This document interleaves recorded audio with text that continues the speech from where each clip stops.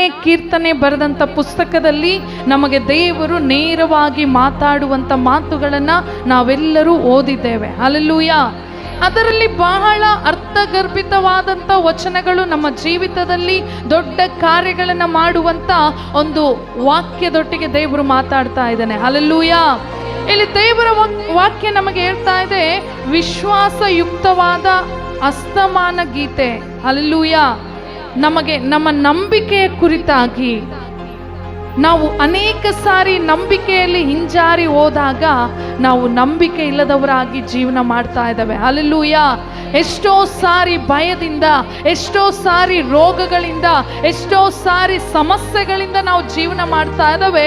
ಅದರ ಮಧ್ಯದಲ್ಲಿ ಯೇಸು ನಮ್ಮ ಜೀವಿತದಲ್ಲಿ ದೊಡ್ಡ ಕಾರ್ಯ ಮಾಡ್ತಾನೆ, ನಮಗೋಸ್ಕರ ತನ್ನ ಮಹತ್ ಕಾರ್ಯಗಳನ್ನು ನಡೆಸ್ತಾನೆ ಅಂತ ಯಾರು ಮನಸ್ಫೂರ್ತಿಯಾಗಿ ನಂಬುತ್ತೀರೋ ಅವರ ಜೀವಿತದಲ್ಲಿ ದೇವರು ಖಂಡಿತವಾಗಲೂ ದಾವೀದನನ್ನ ಆಶೀರ್ವಾದ ಮಾಡಿದ ಹಾಗೆ ಈ ದಿನ ನಿಂತಿರುವಂತ ಪ್ರತಿಯೊಬ್ಬೊಬ್ಬರಲ್ಲಿ ಹೇಳುವಂತ ನನ್ನಲ್ಲಿ ಎಲ್ಲರ ಜೀವಿತದಲ್ಲಿ ದೇವರು ನ್ಯಾಯವನ್ನ ಕೊಡುವಂತ ವ್ಯಕ್ತಿಯಾಗಿದ್ದಾನೆ. ಹಲ್ಲೆಲೂಯಾ.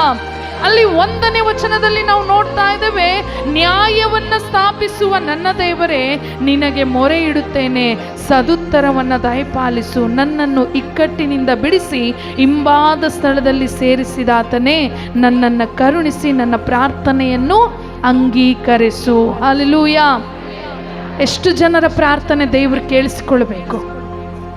ಎಲ್ಲರ ಪ್ರಾರ್ಥನೆ ಕೇಳಿಸಿಕೊಳ್ಬೇಕಂದ್ರೆ ಈ ದಿನ ನ್ಯಾಯವಾದಂಥ ದೇವರ ಸನ್ನಿಧಿಯಲ್ಲಿ, ನ್ಯಾಯವನ್ನು ಸ್ಥಾಪಿಸುವ ದೇವರ ಸನ್ನಿಧಿಯಲ್ಲಿ ನಮ್ಮ ಹೃದಯಗಳನ್ನು ನಾವು ಸಮರ್ಪಿಸಬೇಕು. ಹಲ್ಲೆಲೂಯಾ. ಹಲ್ಲೆಲೂಯಾ. ನಮಗೆ ನ್ಯಾಯ ಸಿಗಬೇಕು ಅಂತೇಳಿ ನಾವು ಕೋರ್ಟು ಕಚೇರಿಗಳಿಗೆ ಹೋದಾಗ ನಮ್ಮ ಹತ್ರ ಏನಿದ್ರೆ ನ್ಯಾಯ ಕೊಡ್ತಾರೆ? ಹಣ ಇದ್ದರೆ, ಒಳ್ಳೆ ನಮ್ಮ ಹಿಂದೆ ನಮಗೆ ಸಾಕ್ಷಿ ಹೇಳುವಂಥ ಜನರು, ಗಣ್ಯ ವ್ಯಕ್ತಿಗಳಿದ್ದರೆ ನಮ್ಮನ್ನೇನು ಮಾಡ್ತಾರೆ? ಆ ಒಂದು ನ್ಯಾಯದಿಂದ, ಒಂದು ವೇಳೆ ನ್ಯಾಯ ಇಲ್ಲಿದ್ರೂ ಪರವಾಗಿಲ್ಲ, ಹಣ ಇದ್ದರೆ ಸುಳ್ಳಾದಂಥ ಸಾಕ್ಷಿಗಳನ್ನು ಕೂಡ ನಿಜವಾಗಿ ಮಾಡುವಂಥ ವ್ಯಕ್ತಿಗಳಿದ್ದಾರೆ.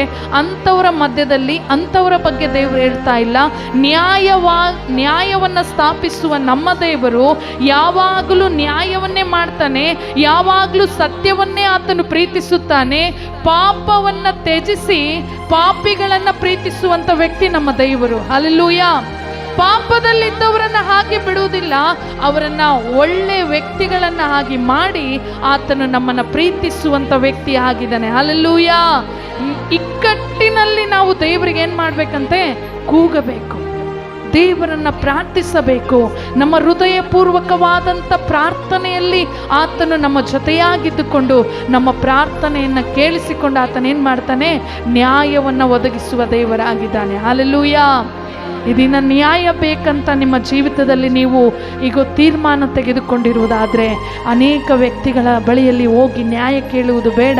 ನನ್ನನ್ನು ನಿನ್ನನ್ನು ಉಂಟು ಮಾಡಿದ ದೇವರ ಸನ್ನಿಧಿಯಲ್ಲಿ ಬಂದು ನನಗೆ ನ್ಯಾಯ ಬೇಕು ಅಂತ ನೀನು ಕಣ್ಣೀರಿನಿಂದ ಪ್ರಾರ್ಥಿಸುವುದಾದರೆ ಖಂಡಿತವಾಗಲೂ ದೇವರು ನಿಮಗೆ ನ್ಯಾಯವನ್ನು ಕೊಡುವಂಥ ವ್ಯಕ್ತಿಯಾಗಿದ್ದಾನೆ. ನಿಮ್ಮ ಕಷ್ಟದಿಂದ ಬಿಡಿಸುವಂಥ ವ್ಯಕ್ತಿಯಾಗಿದ್ದಾನೆ.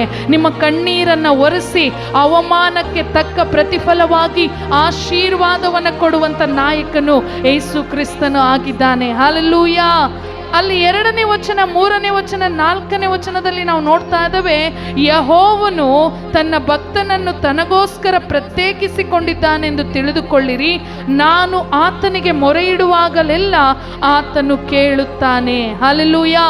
ಯೆಹೋವನು ಎಂಥವನಂದ್ರೆ ಆತನನ್ನ ಯಾರು ಕರೆಕ್ಟಾಗಿ ಹಿಂಬಾಲಿಸುತ್ತಾರೋ, ಆತನನ್ನ ಯಾರು ಸರಿಯಾಗಿ ಪ್ರಾರ್ಥಿಸ್ತಾರೋ ಅವರನ್ನ ದೇವರು ಪ್ರತ್ಯೇಕ ಮಾಡಿ, ಅನೇಕ ಪಾಪಿಗಳ ಮಧ್ಯದಲ್ಲಿ ಜೀವನ ಮಾಡುವಂತ ನಾವು ನಮ್ಮನ್ನ ಪ್ರತ್ಯೇಕಿಸಿದವನಾಗಿ ತನ್ನ ರಕ್ತದಿಂದ ತೊಳೆದು ತನ್ನ ಶಕ್ತಿಯಿಂದ ನಮ್ಮನ್ನು ತುಂಬಿಸಿ ಪ್ರತ್ಯೇಕಿಸಲ್ಪಟ್ಟು ನಮ್ಮನ್ನು ಆಶೀರ್ವಾದ ಮಾಡುವಂತ ವ್ಯಕ್ತಿ. ಹಲ್ಲೆಲೂಯಾ.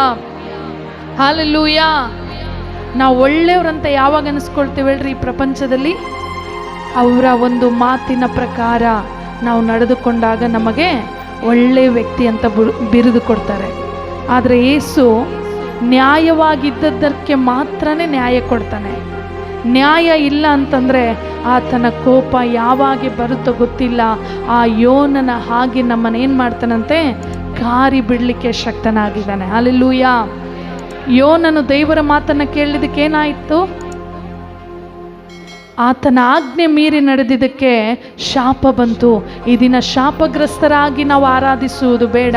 ಶಾಪವನ್ನು ಮುರಿಸಿಕೊಂಡು, ಶಾಪಗಳಿಂದ ಹೋಗಲಾಡಿಸಿಕೊಂಡು, ಶಾಪದ ಪಾಲಿಗೆ ನಾವು ಸತ್ತವರಾಗಿ, ಪಾಪದ ಪಾಲಿಗೆ ನಾವು ಸತ್ತವರಾಗಿ, ಪ್ರತ್ಯೇಕಿಸಲ್ಪಟ್ಟವರಾಗಿ, ಯಾರು ನ್ಯಾಯವಾಗಿ ಆರಾಧಿಸ್ತಾರೋ, ಯಾರು ನ್ಯಾಯ ಬೇಕಂತ ಕೇಳಿಕೊಳ್ತಾರೋ ಅವರ ಜೀವಿತದಲ್ಲಿ ದೇವರು ಖಂಡಿತವಾಗಿ ಆಶೀರ್ವಾದವನ್ನು ಕೊಡುವಂಥ ವ್ಯಕ್ತಿಯಾಗಿದ್ದಾನೆ. ಹಲ್ಲೆಲೂಯ. ಅಲ್ಲಿ ಕೆಳಗಿನ ವಚನ ಹೇಳ್ತಾ ಇದೆ, ಭಯಪಡಿರಿ, ಪಾಪ ಮಾಡಬೇಡಿರಿ, ಮೌನವಾಗಿರಿ, ಹಾಸಿಗೆ ಮೇಲೆ ಇರುವಾಗ ಹೃದಯದಲ್ಲೇ ಆಲೋಚಿಸಿಕೊಳ್ಳಿರಿ, ನ್ಯಾಯವಾದ ಯಜ್ಞಗಳನ್ನು ಸಮರ್ಪಿಸಿರಿ, ಯೆಹೋವನಲ್ಲಿ ಭರವಸವಿಡಿರಿ. ಪ್ರಿಯ ದೈವಜನರೇ, ಈ ದಿನ ನಿಮ್ಮಲ್ಲಿ ಯಾವ ಪಾಪ ಇದೆಯೋ, ಯಾವ ಪಾಪದಲ್ಲಿ ಅಡಗಿಕೊಂಡಿದ್ದೀರೋ ಆ ಪಾಪವನ್ನು ಬಿಟ್ಟು ದೇವರಿಗೆ ನೀವು ಭಯಪಡುವುದಾದರೆ, ದೇವರಿಗೆ ನೀವು ನಿಮ್ಮ ಹೃದಯವನ್ನು ಕೊಡುವುದಾದರೆ, ಯಜ್ಞಗಳನ್ನು ಅರ್ಪಿಸುವುದಕ್ಕಿಂತ ದೇವರ ಮಾತನ್ನು ಕೇಳುವುದೇನಾಗಿದೆ? ಬಹಳ ಶ್ರೇಷ್ಠವಾಗಿದೆ. ನೀನು ಎಷ್ಟು ಸಾರಿ ಹೇಳಿದ್ರು ಅದೇ ಪಾಪದ ಆಲೋಚನೆ, ಅದೇ ಪಾಪದ ಒಂದು ಜೀವಿತ, ಅದೇ ಪಾಪದ ಕ್ರಿಯೆಗಳನ್ನು ನೀನು ಯಾರಿಗೆ ಗೊತ್ತಿಲ್ಲಲಾರದೆ ಅಡಗಿಕೊಂಡಿರುವಂಥ ಪಾಪಗಳಿಗೆ ನೀನು ಬಾನಿಸನಾಗಿರುವುದಾದರೆ ನಿನ್ನ ಜೀವಿತ ಖಂಡಿತವಾಗಲು ಆಶೀರ್ವಾದ ಆಗಲಿಕ್ಕೆ ಸಾಧ್ಯವಿಲ್ಲ. ನೀನು ಉದ್ಧಾರ ಆಗಲಿಕ್ಕೆ ಸಾಧ್ಯವಿಲ್ಲ. ದೇವರ ಮಾತನ್ನು ನೀನು ಹಿಡಿದುಕೊಂಡು, ದೇವರನ್ನು ಅಂಗೀಕರಿಸಿಕೊಂಡು, ದೇವರ ಆಜ್ಞೆಗಳನ್ನು ಸರಿಯಾಗಿ ಕೈಗೊಂಡು ನಡೆಯುವುದಾದರೆ ನಿಮಗೆ ದೇವರು ಖಂಡಿತವಾಗಲು ಯೆಹೋವನಲ್ಲಿಯೇ ನೀವು ಭರವಸೆ ಇಡುವುದಾದರೆ ನಿಮ್ಮನ್ನು ದೇವರು ನ್ಯಾಯವನ್ನು ಒದಗಿಸಿಕೊಡುವಂಥ ವ್ಯಕ್ತಿಯಾಗಿದ್ದಾನೆ. ಹಲ್ಲೆಲೂಯ. ಒಳ್ಳೆಯದನ್ನು ಮಾಡಲಿಕ್ಕೆ ಪ್ರಯಾಸ ಪಡ್ರಿ, ಕೆಟ್ಟದನ್ನು ಬಿಟ್ಟು ಯಥಾರ್ಥವಾಗಿ ಜೀವಿಸುವುದಕ್ಕೆ ನೀವು ಯೋಚನೆ ಮಾಡಿರಿ. ಹಾಸಿಗೆ ಮೇಲಿರುವಾಗಲೇ ಯಾರಿಗೆ ಮೋಸ ಮಾಡಬೇಕು, ಯಾರಿಗೆ ಈ ದಿನ ನಾನು ನಷ್ಟ ಮಾಡಬೇಕಂತ ಆಲೋಚನೆ ಮಾಡುವುದನ್ನು ಬಿಟ್ಟು, ಹಾಸಿಗೆ ಮೇಲಿರುವಾಗಲೇ ನೀನು ಒಳ್ಳೆಯದರ ಬಗ್ಗೆ ಅರಿವನ್ನು ತಂದುಕೊಂಡು, ಒಳ್ಳೆಯದರ ಬಗ್ಗೆ ಯೋಚನೆ ಮಾಡಿ, ಯೆಹೋವನಿಗೋಸ್ಕರ ನಾನು ನ್ಯಾಯವಾದ ಯಜ್ಞವನ್ನು ಸಮರ್ಪಿಸ್ತೇನೆ, ನನಗೆ ಖಂಡಿತವಾಗ್ಲೂ ದೇವರು ನ್ಯಾಯವನ್ನು ಕೊಡ್ತಾನಂತೇಳಿ ಯಾರ ಜೀವಿತದಲ್ಲಿ ಭರವಸೆಯಿಂದ ಇರ್ತೀರೋ ಅವರನ್ನು ದೇವರು ಖಂಡಿತವಾಗಿ ನ್ಯಾಯವನ್ನು ಒದಗಿಸಿಕೊಡ್ಲಿಕ್ಕೆ ದೇವರು ಶಕ್ತನಾಗಿದ್ದಾನೆ. ಹಲ್ಲೆಲೂಯ.